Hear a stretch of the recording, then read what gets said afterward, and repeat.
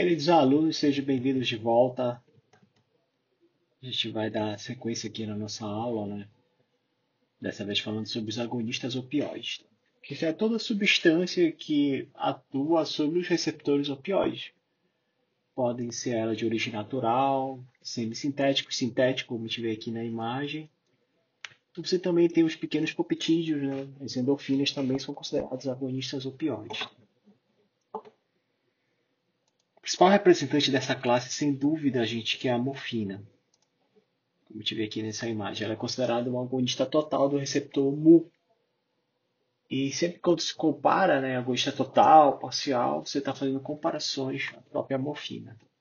Então, a nossa aula ela vai falar muito dos efeitos da morfina que se aplicam em linhas gerais, né, como principal representante dos opioides. Então, como ele fala aqui, a morfina é o principal fármaco analgésico presente no ópio bruto, sendo o protótipo do agonista mu potente, tá? Ou agonista total. Então, existem muitas classificações, tá, para eles. Uma delas aqui, por exemplo, sua origem, né? Você tem opioides de origem natural, semissintético e sintético. Natural, nós temos aqui a morfina, a codeína, né? Morfina, como principal representante, a codeína usada como analgésico, antitussígeno também, né? Semissintético aqui como exemplo, a hidromorfona, hidrocodona, oxicodona, que é muito conhecida, né, pela epidemia de opioides que teve nos Estados Unidos, meados dos anos 90, né? E oximorfona. Sintéticos aqui, destaque a fentanila, muito utilizada, né, de uso hospitalar, e hoje também muito utilizada como droga de abuso. Mepiridina, metadona, tempantadol, tramadol, fármacos muito conhecidos, opioides muito conhecidos. Esses aqui, por suas vezes, fármacos sintéticos. Então, quais são as ações da morfina, né? Vale dizer, como eu já tinha falado anteriormente, não é somente a analgesia. Então, eu vou falar aqui todos os principais efeitos dela. Então, primeiro a analgesia, né? O alívio da perda, né? Sem alívio da dor sem perda de consciência. Alívio a dor aumentando seu limiar e alterando a própria percepção de dor, né? Muito pelo seu efeito eufórico, né? Ela causa euforia. A morfina produz uma forte sensação de contentamento e bem-estar. Tá? Aqui um risco, né, muito grande de depressão respiratória, pela dessensibilização de óxido de carbono dos neurônios do centro respiratório. Então, dessensibilização inibidor respiratório. Então. Miose, como a gente vê aqui na imagem, causa a pupila pontiforme, né, característica do uso de morfina, resultado da estimulação dos receptores mu e kappa. A miose tem pouca tolerância, né, então os viciados em morfina apresentam pupilas pontiformes. Êmise. Morfina causa vômitos, né, dos principais efeitos adversos ao seu uso. No trato gastrointestinal, diminui a motilidade e o tônus, levando muitas vezes o paciente a desenvolver constipação, muito comum em ambiente hospitalar. Sistema cardiovascular, morfina em doses baixas não tem efeito significativo na pressão arterial e na frequência cardíaca.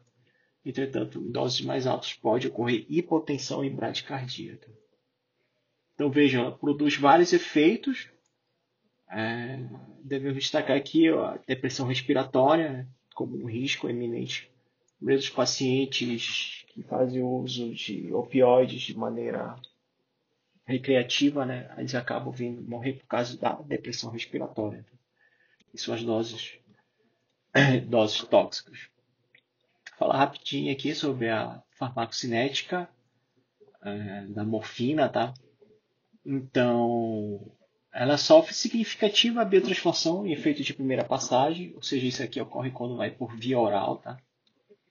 A absorção da morfina no trato intestinal por administração oral é lenta e errática, ou seja, além de sofrer, né, a biotransformação, acaba que você tem pouca reprodutibilidade dessa absorção, tá? Assim, você tem a prestação de injeção intramuscular, subcutânea ou intravenosa, que produzem respostas mais confiáveis, em parte por escapar ali dos efeitos de primeira passagem. Distribuição morfina entra rapidamente nos tecidos corporais e se distribui amplamente, né, incluindo o feto gestante, ou seja, atravessa livremente aí a placenta. Aqui já está falando da eliminação, né? Então o metabolismo da morfina. A morfina é conjugada com ácido glicurônico no fígado que é uma reação de segunda etapa, né? Segunda etapa né, a conjugação, né, com ácido glicurônico. Os conjugados são excretados primariamente na urina. A duração da morfina é de 4 a 5 horas, quando administrada sistematicamente. Vale destacar, gente, que uma exceção, né, a conjugação, esses metabólicos aí são ativos. Tá? Em linhas gerais, nós sabemos que a conjugação com ácido glicurônico dá origem a metabólicos menos ativos. Não acontece aqui no caso da morfina. Tá? Pacientes idosos são mais sensíveis aos efeitos analgésicos, possivelmente devido a uma redução da biotransformação, massa corporal magra e às vezes disfunção renal. Então, o paciente com disfunção renal vai ter níveis mais elevados de morfina. Então, pode vir a ter mais efeitos analgésicos. Tá? Aqui as reações adversas, né? Hipotensão, constipação, né? Como a gente falou anteriormente. Em alguns casos, disforia, como a gente vê aqui nessa imagem, ansiedade, depressão, mal-estar, sedação, constipação e retenção urinária também meio juntos, náuseas, muito comum, né? Aqui o risco, destacando aqui, né, várias setas, para depressão respiratória, né? Que é a overdose, né, por opioides leva à morte em decorrência da depressão respiratória. E assim, os opioides têm uma capacidade de causar muita dependência, né, gente? Então, colocado aqui como uma reação adversa à dependência. Então, vício, né? Tanto físico como psicológico. Tá? É muito conhecido os fenômenos de tolerância e dependência física à morfina, né, aos opioides de maneira geral. Que significa o quê? Você dá uma dose do fármaco e com o tempo você vai perdendo o efeito. O efeito, por exemplo, depressão respiratória, analgésico, eufórico e sedativo. Então, para isso você vai precisar aumentar as doses. Só até um determinado momento que o aumento da dose já não compensa, né, o fenômeno de tolerância. Aqui está puxando uma outra seta, né, que é a constrição pupilar que a gente viu ali, a constipação, aí não sofre tolerância. Então alguns efeitos têm o fenômeno de tolerância e outros não. Então é muito comum tudo. E em decorrência disso, se desenvolver tolerância, automaticamente você vai ter dependência física. Consequentemente, a retirada abrupta pode vir a levar reações decorrência à sua retirada. Certo. Para falar um pouco aqui sobre o uso clínico, tá? Como a gente viu, principalmente na analgesia. Na analgesia, o principal uso clínico. A morfina é o mais conhecido, né? Então, a morfina é o agonista opioide padrão. Os opioides são usados contra a dor em traumatismo, câncer e outros tipos de dor intensa. Normalmente tem um protocolo de dor ali, né? Dor leve, moderada, intensa. Dor de moderada para intensa você passa a utilizar opioide. Aqui nesse quadrozinho você tem outros agonistas, aqui agonistas parciais também usados no tratamento da dor, né? Codeína, tramadol, que destaque para oxicodona. Oxicodona é muito utilizado também. Esse quadrinho aqui dá destaque, né? Aqui está mostrando tem esse documentário na Netflix, que é o The Pharmacist, que aí conta justamente a história da oxicodona nos Estados Unidos, né? Como essa epidemia atingiu os Estados Unidos e levou basicamente muitas pessoas a óbito, né? A morte, pelo uso exagerado de opioides, né? Especificamente a oxicodona. Um outro uso que é pouco conhecido, mas acontece principalmente em ambiente hospitalar, é o edema pulmonar agudo. Então, a morfina por via intravenosa alivia drasticamente a dispneia causada pelo edema pulmonar associado com insuficiência ventricular esquerda. Possivelmente via efeito vasodilatador. Não se sabe exatamente como ele causa, diminui essa sensação de dispneia, mas também existe esse uso, né? Isso de fato diminui a pré- e pós-carga cardíaca, bem como a ansiedade e sofrimento do paciente. Então, isso aqui é um outro uso da morfina. Bem, os opioides, gente, são muito utilizados, não tanto utilizados, mas podem ser utilizados também no tratamento da tosse, tá? Na farmacologia da tosse. A tosse tem todo o mecanismo, tem um centro regulador da tosse. Lá você tem bora dizer assim, receptores opioides, como a gente falou. Então, codeína, dextro, metorfano são os mais comumente utilizados. Então, a codeína exibe boa atividade antitussígena em doses que não causam analgesia, ou seja, em doses mais baixas que as doses analgésicas. A codeína pode ser utilizada para dose, para tosse. Tipo. Diarreia, né? Como a gente viu que causa constipação, já foi utilizado, né? Então, os opioides diminuem a motilidade, aumentam o tônus do músculo liso, circulares intestinais, causando constipação.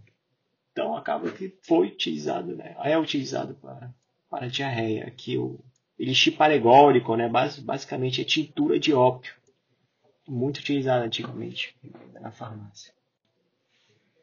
Utilizados também na anestesia, né? Como a gente viu ali a fentanila, como a gente mostrou lá no início, um opioide sintético, né?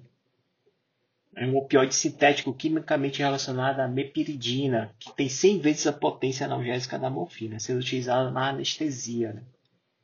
Ele é altamente lipofílico, apresenta rápido início de ação e curta duração, de 15 a 30 minutos, normalmente administrada por via intravenosa, epidural ou intratecal. Fentanila pode estar usada na anestesia por seu efeito analgésico e sedativo. Né? Aqui alguns riscos do seu uso, né? como bradicardia, diaforese, rigidez torácica, músculo esquelético.